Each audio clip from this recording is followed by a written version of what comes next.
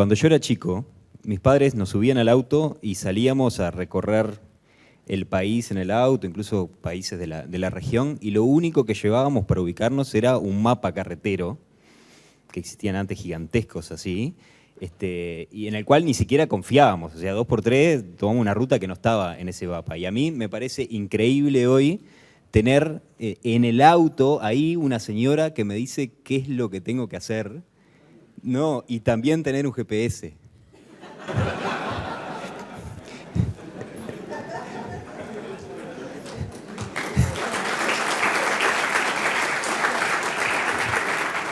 Y lo segundo es gracias a la ciencia del dónde. Así que vamos a recibir al gerente de desarrollo de ICA y docente del Instituto de Computación, Pablo Rebufelo. Muchas gracias. Buenas tardes y antes que nada, felicitaciones al INCO por los 50 años y sé que van a ser muchos años más. Bien, voy a empezar por el final. Van a ver que al final voy a llegar a lo mismo.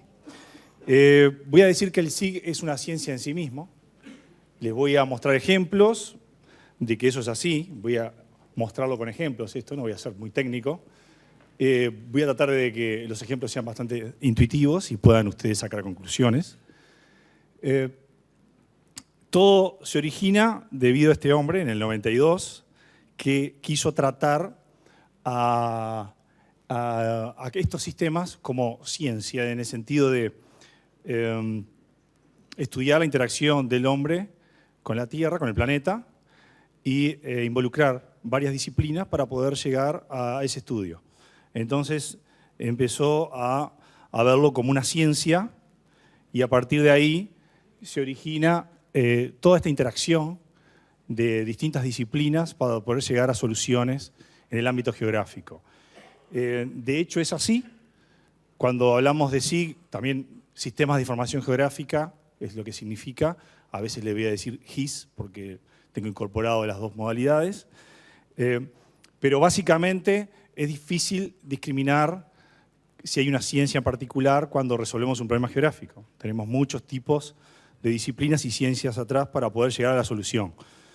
Todo está muy entrelazado y una necesidad mínima, una observación mínima desencadena una cantidad de acciones para obtener un resultado inesperado. Por ejemplo, les voy a poner un ejemplo, van a ver varios acá, pero me remonto, ya que estoy en el ámbito geográfico, a hace 2200 años, cuando Eratóstenes se arrima a un pozo de agua un día particular y ve que no arroja ninguna sombra interna.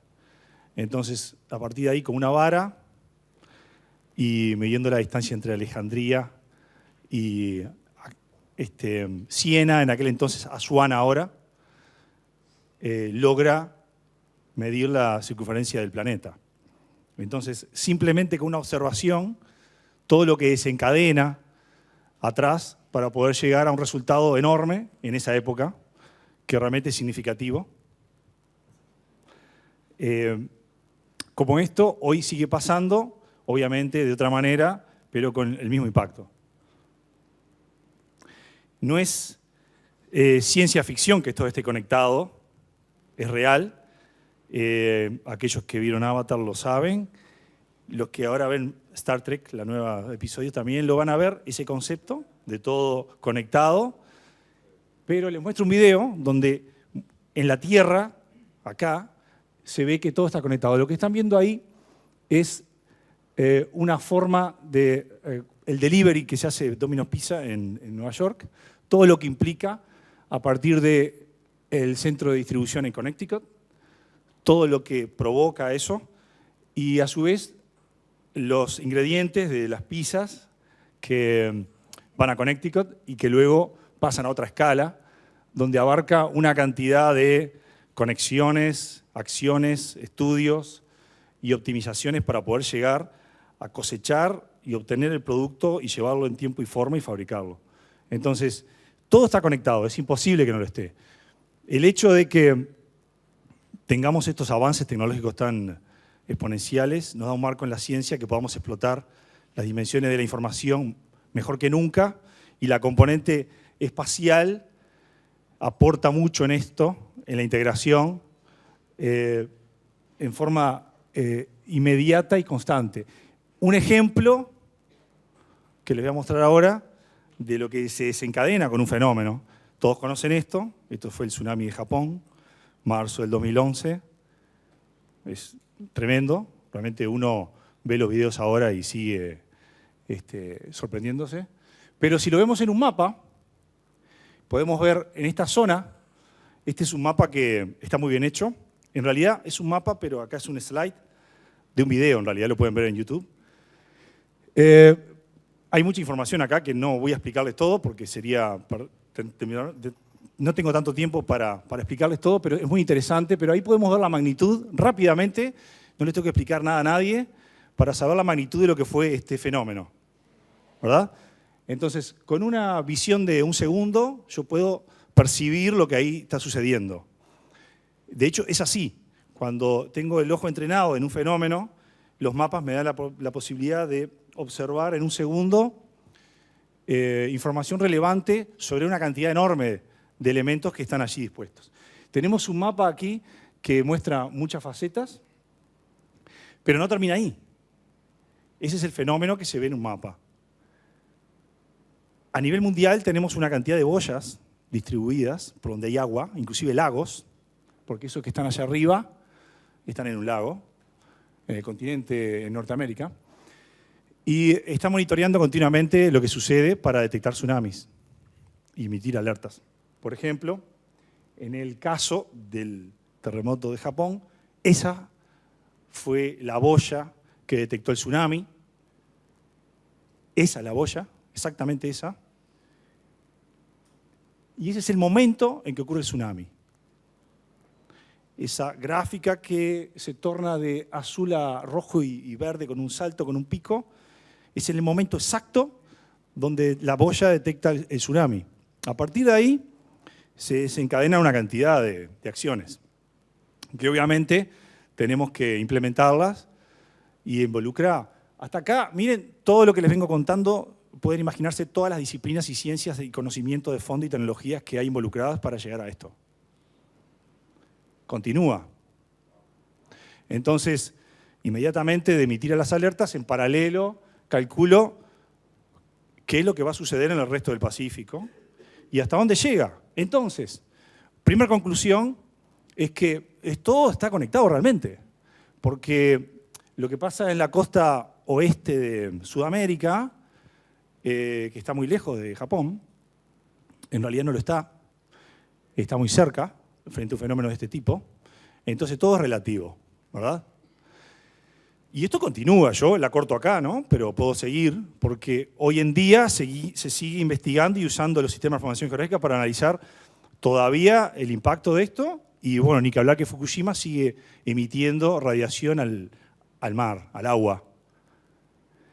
Entonces, voy a continuar con ejemplos, pero ahora voy a seguir con ejemplos que hemos desarrollado en ICA y que tiene que ver con toda esta temática de sistemas de información geográfica. ICA se inicia en el 94 con una fuerte interacción con la academia. Los miembros de la empresa, los integrantes de la empresa, mayormente directamente de la academia y con un pie en la academia, en el sentido de que trabajaban a la vez en la academia. Y a lo largo de toda la existencia hemos ido y venido con colaboración, proyectos de grado, generación de necesidades, soluciones, de un lado y del otro.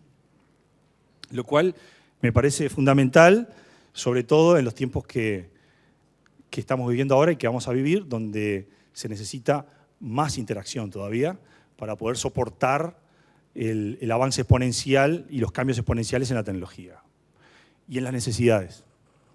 Así que voy a empezar a mostrar una serie de ejemplos, del más viejo al nuevo, de algunos nomás, porque hay muchísimos más y no hay tiempo. Pero, por ejemplo, esto es para un museo, prehistoria, desde el punto de vista de un SIG, pero detrás, en el contexto de ese año, no lo era para nada. Esto es una imagen de una capa con información censal censo del 95. Allí no se muestra lo principal, que era todo el diseño de la solución de la base de datos geográfica, tener todo eso disponible a alto nivel para poder generar productos y que sirva para el propósito que era censar, porque el propósito era censar. Entonces, de hecho, tuvimos que hacer impresiones en las cartas censales de los mapas y no habían algoritmos de etiquetado, así que si uno tiraba las cosas ahí arriba, los mapas generaban interferencias sobre sí mismos y el mapa no servía como tal. Así que a medida que se iba desarrollando, se iban inventando los algoritmos para que las etiquetas y las formas tuvieran conscientes una de ellas y se ubicaran correctamente para generar un mapa armonioso y pudiera servir para el propósito. Así que a mí me tocó estar en los dos lados. Me tocó estar de este lado implementando y del lado de hacer el censo. Así que me puse del lado del usuario todo el tiempo y confirmé al final si lo que había hecho servía o no en sangre propia. Este es otro que también a simple vista no parece nada, pero abajo estábamos en la época de relevamiento de datos, de ingreso de datos, donde todo estaba en papel o en distintas fuentes que era muy complicado darle forma de alto nivel y para poder usarlo en productos de alto nivel. Así que llegar a esto a partir de fuentes heterogéneas era un logro en sí mismo. Aquí también hay otra base de datos geográfica atrás que permite hacer un manejo adecuado de los recursos naturales. También hicimos parte del procesamiento de imágenes, que ahora al final voy a decirles algo respecto de esto, para que vean un cambio en la tecnología, cómo impacta directamente aquí. Esto fue Landsat TM5 y se procesó todo el país para detectar, hacer un inventario forestal, se hizo 2 veces. Generamos el primer caso de infraestructura nacional de datos espaciales, donde permitía darle un orden a todo lo que se iba generando para poder tener de alguna forma también fácil acceso a todo el reservorio de datos espaciales, que hoy continúa obviamente como IDE en su concepción. En el año 2004 tuvimos un desafío importante. Antes que esto, no tuve imágenes para mostrar de algo que, permítame que les diga, por lo importante que fue, por lo que significa la colaboración y el estar involucrado en la academia. No tuve imágenes para mostrarle, porque no encontré, fue antes de esto.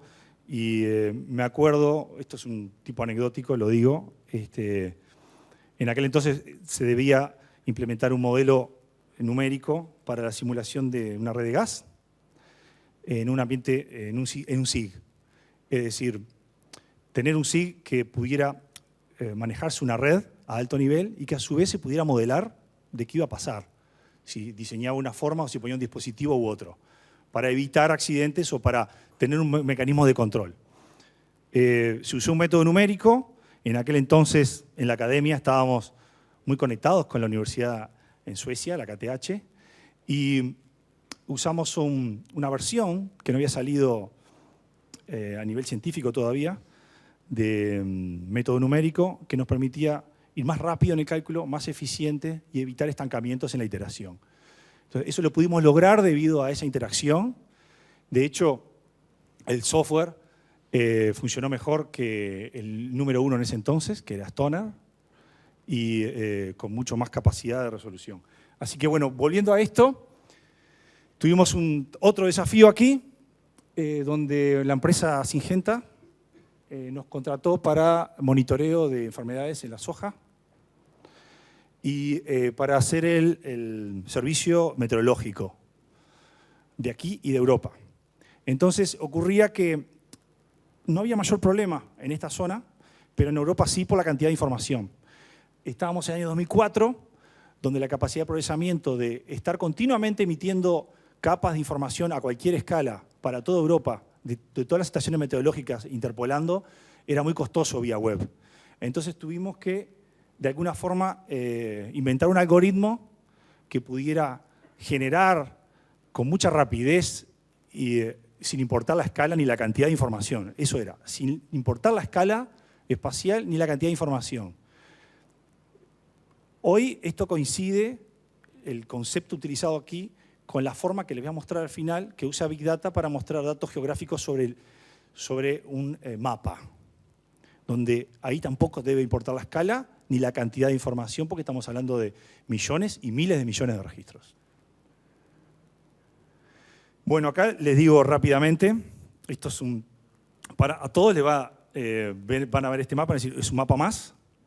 Sí. La idea de un mapa, cuando uno lo ve como un mapa más, es porque de alguna forma está bien resuelto, porque no le llama nada la atención, porque los mapas que están de alguna forma mal resueltos generan interferencia, incomodidad al hacer la lectura. Pero les cuento rápidamente, es un ejemplo más de cómo un fenómeno aislado mínimo desencadena una cantidad de cosas. Esto en una reunión de amigos y de trabajo en un campo surge la locura de llevar bicicletas e irse al cerro, a un cerro que había por La Valleja, y sin preparación ninguna. Metimos en caminos que no sabíamos a dónde iba, y a la vuelta, después de estar 4 horas dando vueltas, dijimos, no, pero ¿cómo puede ser que manejando tanta información espacial caigamos en este error? Entonces, en el 2003, Esri, la plataforma de Esri que usamos, sacó un producto, un SIG 3D, por primera vez, de verdad 3D. Entonces, teníamos que analizar todo lo que se podía hacer con eso. En particular, yo tenía especial atracción, porque es un área que me gusta mucho, lo que es 3D y computación gráfica en general. Entonces, dijimos, ¿cómo podemos investigar este software? ¿Con qué propósito? Es más fácil tener un motivo atrás. Así que hicimos todo un proceso de análisis donde que podíamos generar el Uruguay en 3 dimensiones con imágenes satélites de alta definición y poder tener un mecanismo de búsqueda de zonas donde no eran transitadas por gente comúnmente, pero que podían ser transitadas por bicicletas y que tuvieran una buena vista, que pudiera ser algo como explorar. Entonces lo generábamos, aprendimos a usar el software motivados mayormente por eso, y como efecto secundario, a mí me gustaban las carreras de bicicleta y a la gente que organizaba estas carreras le hacíamos algunos mapas con mucha información y animación 3D, que acá no se las muestro. Para la época modelábamos todo en 3D y podían ver la carrera antes de correrla para aquellos que venían de otros países. Acá es un ejemplo de optimización de vuelo. La idea acá es volar lo menos posible para escanear lo máximo del terreno, tomando en cuenta las restricciones de vuelo de la aeronave que se fuera a usar. Esto es un caso de realidad aumentada. En el año aproximadamente 2012-2011 queríamos aplicar realidad aumentada en tiempo real, conectado con un SIG, y no había software, así que desarrollamos el nuestro y podemos interactuar con un SIG hasta en pantalla y poder ver la información en un mapa tradicional en tiempo real en el ambiente de realidad aumentada. Lo mismo se aplicó a turismo y esto está disponible para cualquier tipo de aplicación. Más adelante, otro ejemplo de otras disciplinas interactuando, en este caso para monitorear aplicaciones de productos fitosanitarios, donde es fundamental tener en cuenta qué se va a emitir para asegurar que no ocurra nada malo allí, desde intoxicaciones o productos que no deben aplicarse en determinado momento, en determinado lugar. Lo mismo en el planes de manejo de suelo, para de alguna forma asegurar el correcto manejo de suelo en cultivos. Esto sigue teniendo que ver con el campo y es una herramienta de relevamiento de campo bastante sofisticada, que para la época no existía y tuvimos que crearla, que implicaba trabajo en el campo conectado o desconectado en móviles, interactuando con un sistema mayor, donde uno podía tener acceso desde un escritorio o en un dispositivo móvil y organizar las tareas para optimizar el relevamiento de campo. Luego pasamos a lo que es el Sistema Nacional de Información Ganadera, con todo lo que implica esa componente espacial allí, en el registro de animales, en la vigilancia y el control de enfermedades y relacionar toda esa información de forma inteligente para poder detectar patrones y asociarlos con la geografía, que es una componente importante en este contexto. Lo mismo con una nueva versión de aplicaciones de agroquímicos, teniendo en cuenta más elementos para poder emitir alertas. Esto, en el momento que alguien está emitiendo un agroquímico, lo vemos y el sistema puede alertar de situaciones no adecuadas.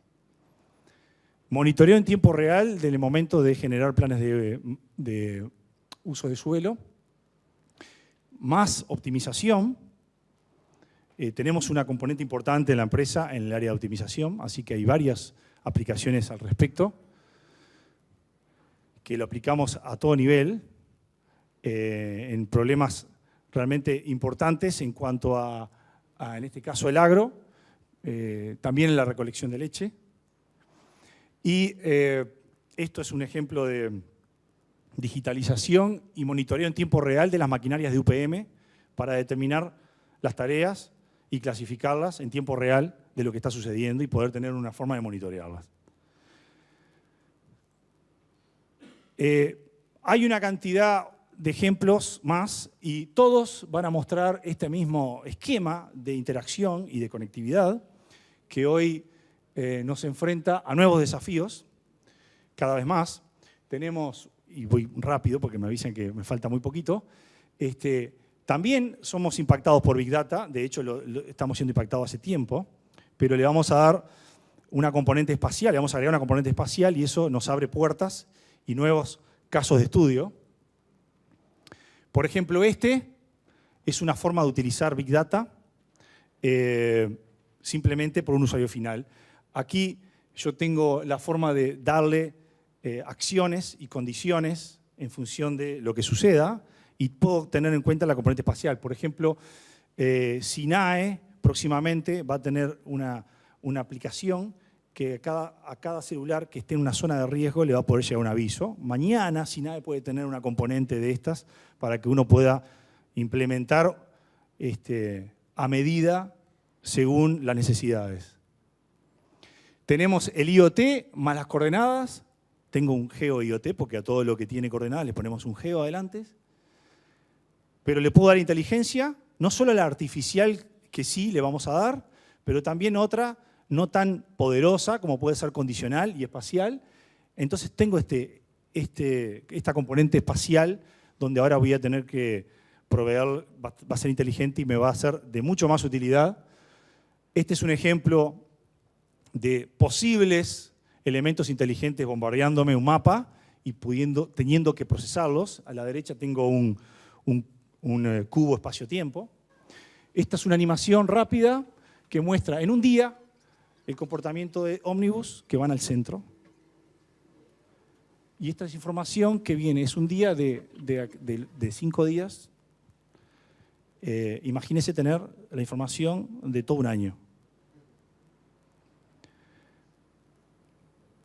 Acá tengo más de lo mismo, pero en otro lugar. Esto voy terminando. Lo que tienen arriba a la izquierda es una imagen.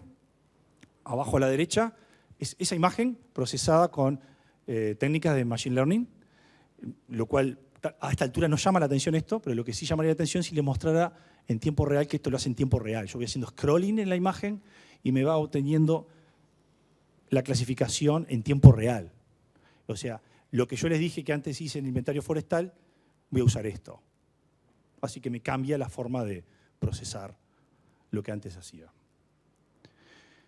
La escala, lo que les mostré, está en nuestro planeta. Debido a la fractalidad que tiene esto, a las características de la naturaleza del dato espacial, yo puedo aplicar esto a otras escalas, micro y macro. Entonces hoy los ciclos estamos usando para distintos escenarios no tradicionales y que no tienen nada que ver con la geografía.